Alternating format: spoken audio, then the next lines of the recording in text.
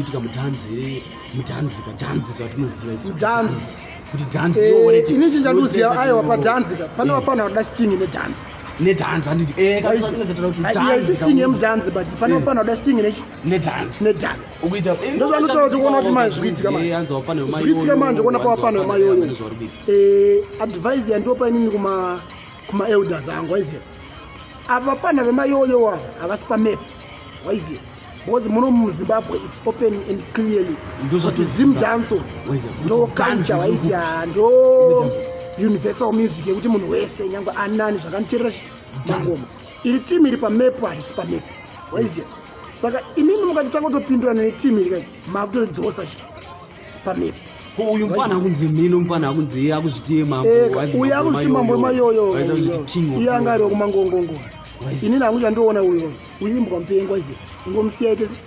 apengerere because iwo rasta ungamboti wapinzwa nemangoma waiziva mageto itsada kusevha machuni waiziva rasta saka pamachuni edu mageto idzo wakutotengesa zveti waiziva ava vakuona kuti anadziva ava vakatonyura kudhara waiziva mangoma ava havasi pamepo saka ende vanhu vakutava vanoda kutora advantage yekuti nekuti pana sauro saka zodaiso saka pakupindika waiziva aiwa mangoma muona zimudhanzo haifi igeneration waiziva one after another saka iri timu pamezona kuti wafana wemayoyo vakuti vanhu vakuda kutengesa dhansi kumayoyo aiwa kumayoyo kune vangani vakapinda mukangopindura mayoyo hamene zvinhu tochitarisa kuti iwo kudhansi kwatoziva kudhansi zimudhanzo haifi yakapera ende muno muzimbabwe hakuna imwe mizi ichadonedza mangoma kunyamuna anonyadzisa mufana uya uyu mufana uyu ndiye kutongoda kutongodzorowa vanhu vasiri kuketwa waiziva because mangoma ndo ari pamepo waiziva mangoma ndo ari pamepo saka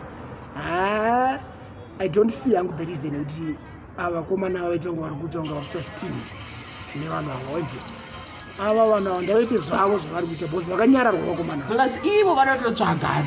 vanotsvaga attention because mangowapa attention mato ende mukaona kuti kuti vanokurigai because inini mayouth enyuka hasikoko kumainstagram nekumawaizve simba redu riri mujeje ngatirove mawethi edu tichimujeje waiziva ava vanhu vanokurova vasiye vaite izvo